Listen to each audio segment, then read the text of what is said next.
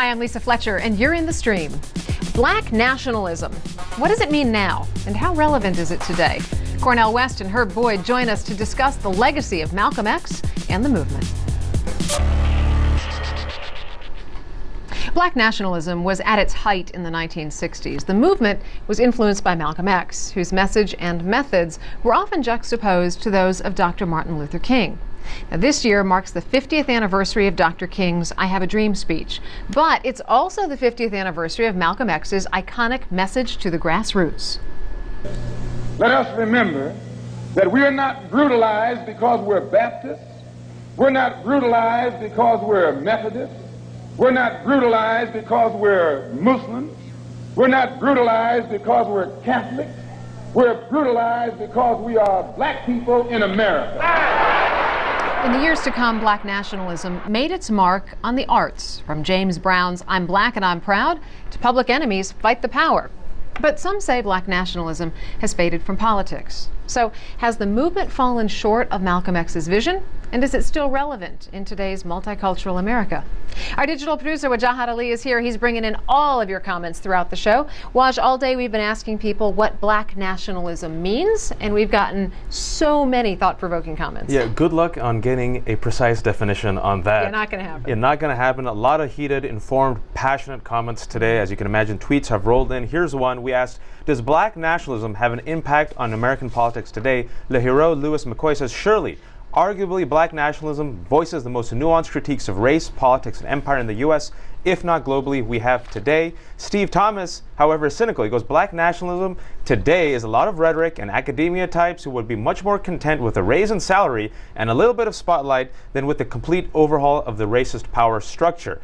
Akemi says, screw nationalism, period. Black nationalism, white nationalism, American nationalism. It's all bad news for everyone in the end. And finally, speaking about Malcolm X, he goes, Nimona goes, Malcolm X was a major inspiration for my entry into the social environmental justice movement, a man convicted of his convictions. Well, joining us to discuss Malcolm X's legacy and the evolution of black nationalism is Dr. Cornel West, a renowned academic, and Herb Boyd, editor of By Any Means Necessary, Malcolm X, Real, Not Reinvented. So, Professor West, Malcolm X and black nationalism, you know, it takes on different meanings depending on who you ask. How do you define black nationalism? I think black nationalist movement is one of the great streams in the black freedom struggle. I think it's always relevant because it's founded on three pillars: self-respect, self-defense, self-determination. Malcolm X, of course, one of the great freedom fighters of the 20th century. He was about what? Impeccable integrity. He would never sell out. Rare sincerity, tell the truth and be willing to pay the price. And then that moral veracity. He always was willing to express righteous indignation because he had a deep and abiding love of black people. And as he even developed later, he had a deep abiding love of white, yellow, red, brown, all of the wretched of the earth. Herb, does the ideology of black nationalism change depending on the era? Well, first of all, let me second that emotion from our brother West. I feel music behind that, right?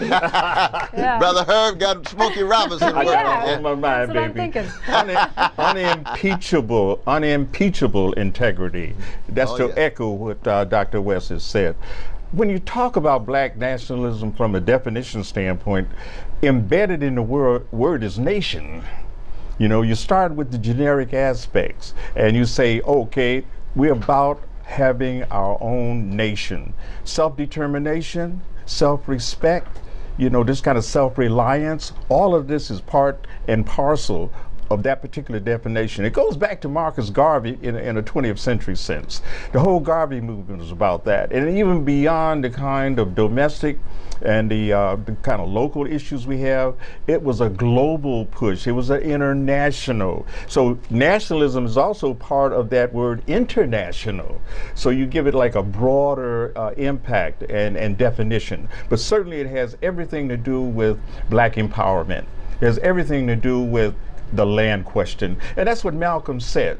You know, when you listen to the message to the grassroots, it embodies pretty much the full extent of Malcolm's ever-evolving philosophy and ideology. It's captured right there. But at the time of that, I mean, he had some definitely violent undertones to what he was talking about. A lot of people might even argue that he delegitimized Martin Luther King. I mean, Martin Luther King was for a nonviolent movement, and Malcolm X said, you know, that's the philosophy of the fool. Self-defense, I think, would be a better way to define it.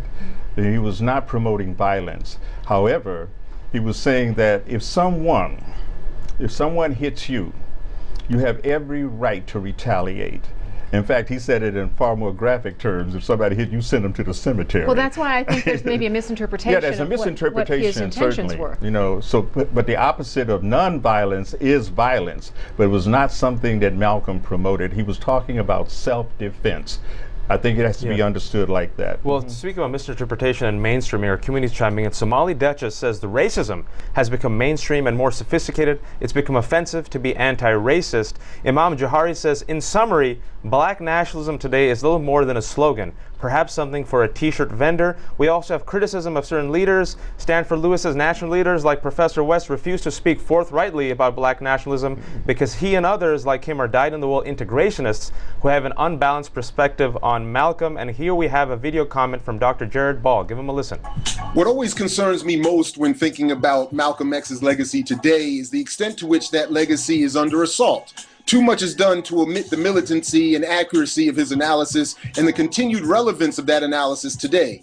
Too little is done to appropriately grapple with the ideas that Malcolm found most suitable to our circumstances, namely Pan-Africanism, nationalism, socialism, armed struggle, and radical applications of the vote that go far beyond picking the lesser of two evils every few years.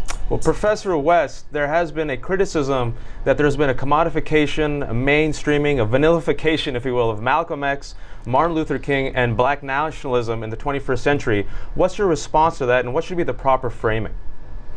No, I think that critique is actually on the mark, and I think that Brother Jared Ball is right on the mark as well. You see, when you talk about Malcolm X, you're really talking about a revolutionary. He was a revolutionary black nationalist. He was a revolutionary internationalist, but he was concerned with colonialism, he was concerned with imperialism.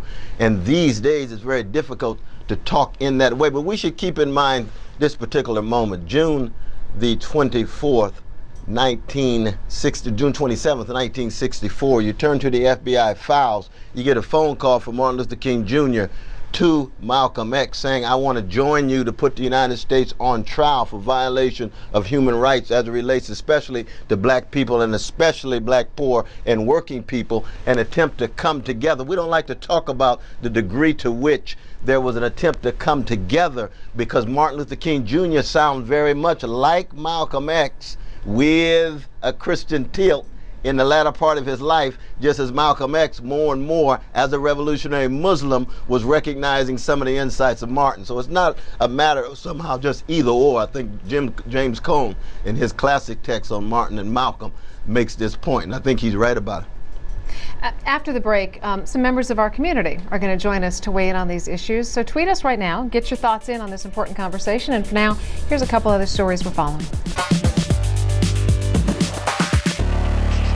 As long as the masses of black people are involved in the struggle for freedom, not integration, but freedom and respect as human beings, respect as men, and show that they're willing to die to be respected as men, then the power structure sits up and takes notice.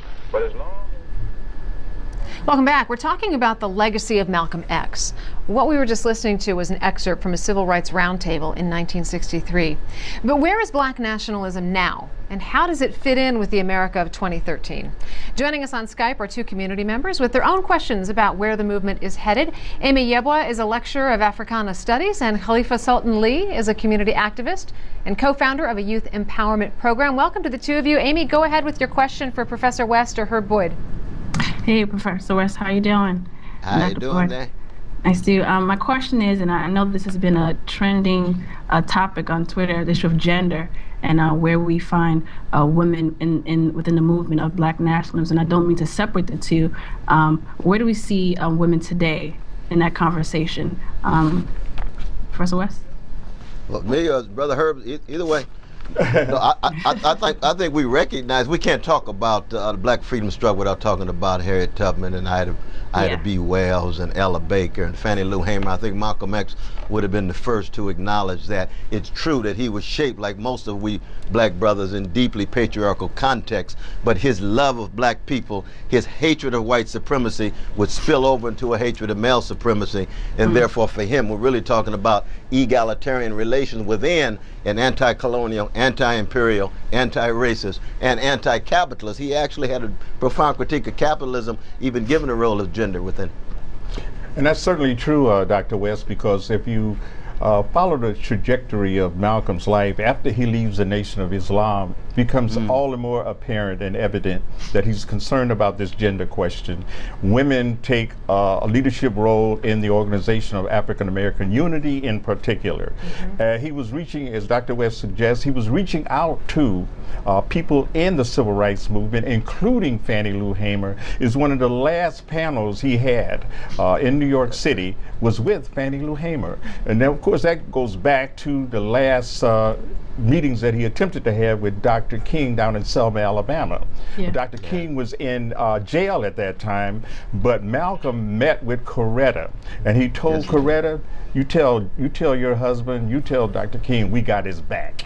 We got his back. So another indication that the trajectory of their lives were the confluence of their ideologies, their philosophy, their political opinions and feelings was coming closer and closer together. Dr. King, his class analysis was coming out when he marched with those sanitation workers down in Memphis, Tennessee. When he spoke out against the war in Vietnam, his whole international perspective was growing. So he was coming to a place where Malcolm X had been all along. Well, Herb, you know, speaking about Malcolm speaking to everyone, in his Message the Grassroots speech, Malcolm told all African Americans, I want to quote him, you catch hell because you're a black man. You catch hell, all of us catch hell for the same reason, and said that they have to unite against the, quote, common enemy, end quote. So we asked our community, who is the common enemy today? And this is what they said. Adam says Malcolm X was right.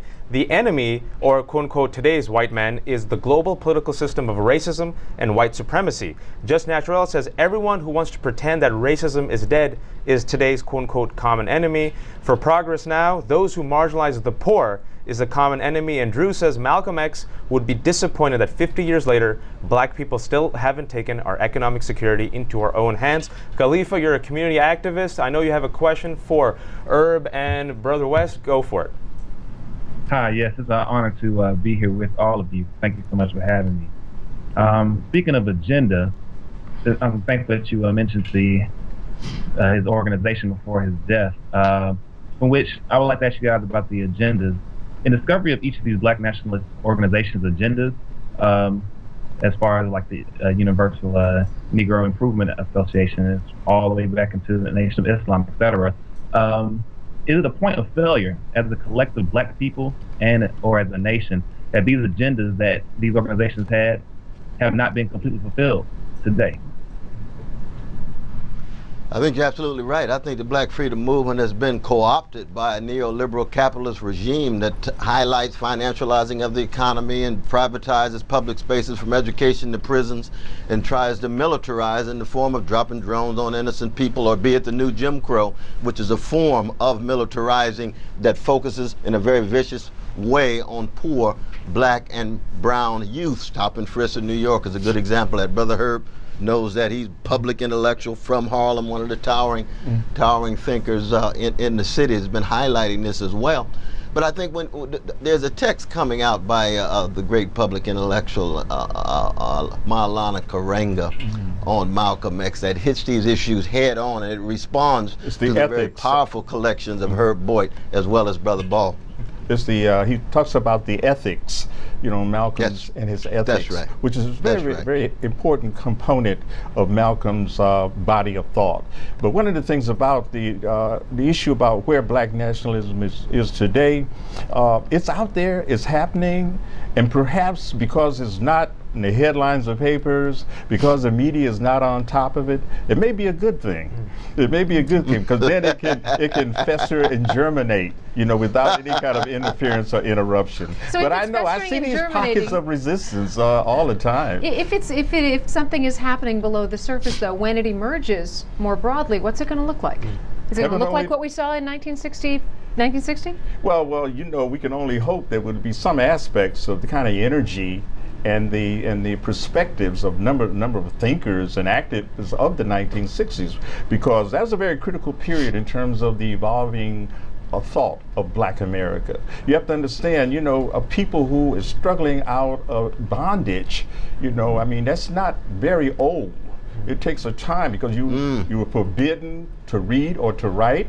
The communities of intellectualism did not exist. We had to be very furtive and underground about that, very secretive about it.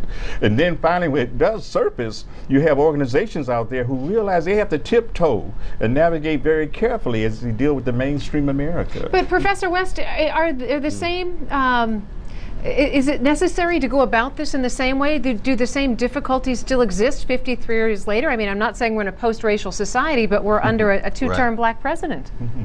No, Sister Alicia, you got a good point. I think it's part of the problem is it's complicated with a black-faced head of the American empire, so that the vicious legacy of white supremacy can still operate in a variety of different ways, be it massive unemployment, decrepit schools, and just disgraceful housing and so forth, but the same structures are in place. And I think when you really look at the legacy of Malcolm X today, you see it in the Black Agenda report with Glenn Ford and Bruce Dixon and Sister Margaret Kimberly. You see it in crucial elements of Brother Carl Dix and Revolutionary Communist Party. You see it in certain prophetic ministers. That the elements are still there, and you see it within prophetic Islamic ministers. The elements are still there, but how do you connect the struggles around the world? It could be precious Kurds struggling against Turkish domination. It could be Palestinians struggling against Israeli occupation. It could be struggling against neoliberal regime in South Africa that now has a black face, but still cannot address the issues of the poor in South Africa. So it's a class. It's race, it's gender, it's anti-homophobic, but most importantly, it highlights empire. We live in an age of empire in the sense that we have to begin our analysis there. Well, Professor West, our community is talking about self-criticism within the African-American communities today. Amin says, we complain about not supporting black businesses, but do nothing about it. I feel Malcolm would call us out on it. Black Guru Girl says, we have no economic unity. Malcolm would surely be saying we need to go back to separate but equal. Patricia Ray says, black nationalism has been scared out of us by the brutal assassinations and imprisonment of past leaders. There is no punishment for the death of an African leader anywhere in the world. And here's a question from James. Malcolm. But maybe we ought to stick with that question. That's crucial, old brother. Because if Malcolm X were alive today, he'd probably be in the prison like Mubi Abu-Jamal. That the U.S. nation state, the national surveillance state, would so zero in on an individual or a group that prison would be highly likely for a truth teller like Brother Malcolm, who loved poor people so intensely. Professor Boyd, what's your response to that? And the same thing in terms of responding to your responder there is that they have to understand how the retail giants in our communities, the gentrification that's going on is just very powerful. These multinational, transnational corporations, I live in Harlem, and I've watched the commercial and the residential gentrification eradicate displaced people.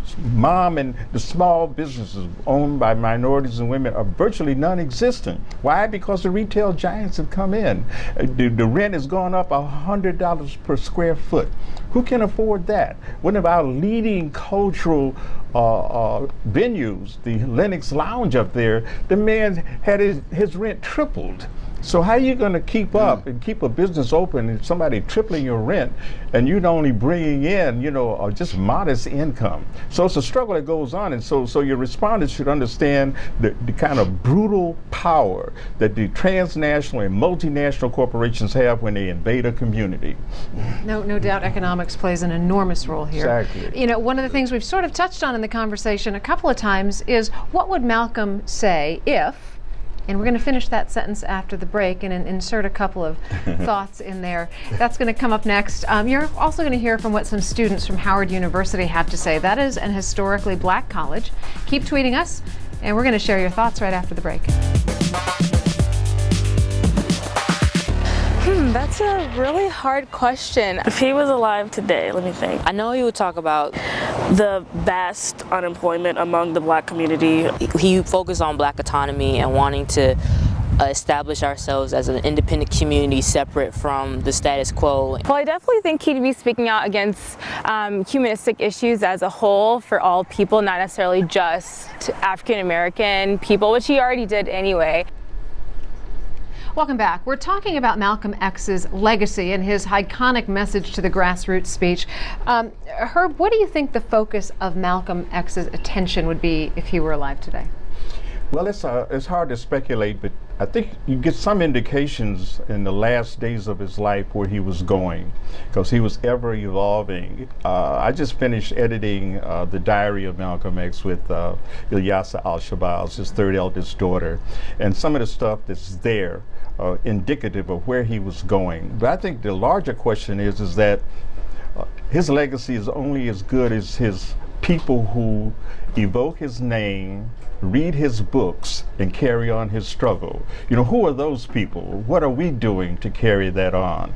I know of a number of folks, the Dr. Maulana Karinga, the Molefi Asantes, the Dr. Hakim Al-Dabutis, the Mamuya Abu Jamals, the Herb Boys, the Cornel West. We are sons of Malcolm and daughters of Malcolm. We have that responsibility of grabbing that legacy and pushing it into the next generation. And to a great extent, that's what we're doing. So the legacy of any individual is only as important as those people who grasp it and push it into the next generation. We have that obligation.